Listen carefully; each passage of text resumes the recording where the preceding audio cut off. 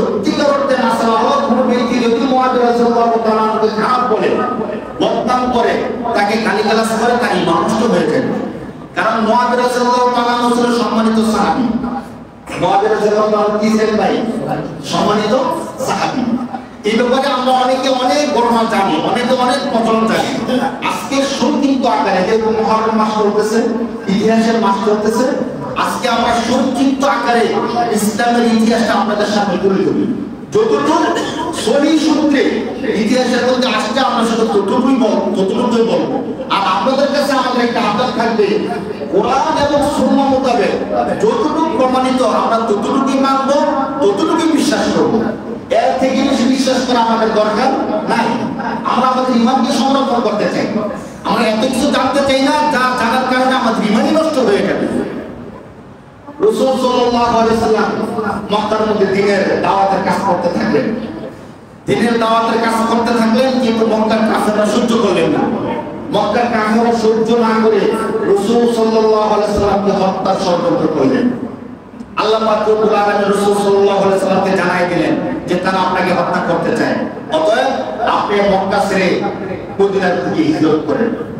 আল্লাহ রাসূল সাল্লাল্লাহু আলাইহি ওয়াসাল্লাম মক্কার মধ্যে যে কয়টি দিনের দাওয়াত দিয়েছেন, এখান থেকে হিজরত করে মদিনার পথ ধরলেন। যেদিন রাসূল সাল্লাল্লাহু আলাইহি ওয়াসাল্লাম হিজরত শুরু করলেন, এই দিন থেকেই হিজরি মাসের গণনা শুরু হয়। আমরা তিনটা প্রসিদ্ধ গণনা জানি, একটা হলো বাংলা সন, ইংরেজি যাকে খ্রিস্টীয় সন বলা হয়।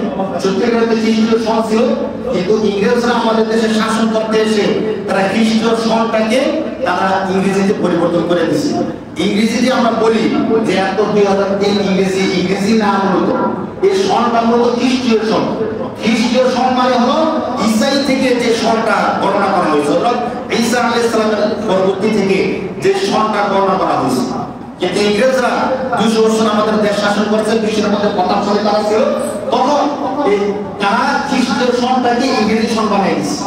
যার কারণে এখন আমরা এই ইংরেজি সন নামে আমরা জানি। আপনার ইতিহাসটা দেখবেন, এগুলো দুটো সন, বাংলা সন আর প্রচলিত ভাষায় বলে ইংরেজি সন, মূলত হলো খ্রিস্টীয় সন।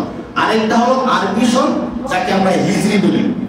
রাসূল সাল্লাল্লাহু আলাইহি ওয়াসাল্লামের হিজরত থেকেই এই হিজরি সনটা শুরু হয়। রাসূল সাল্লাল্লাহু আলাইহি ওয়াসাল্লাম হিজরত করে মদিনায় চলে আসলেন। মদিনায় এসে আল্লাহর দ্বীন কায়েমের জন্য দিন-রাত চেষ্টা করলেন। এখানে আল্লাহ রাসূল সাল্লাল্লাহু আলাইহি ওয়াসাল্লাম দীর্ঘদিন দ্বীনের কাজ করলেন। ঠিক 10ম হিজরি পরে আল্লাহ রাসূল সাল্লাল্লাহু আলাইহি ওয়াসাল্লাম দুনিয়া থেকে চলে যান।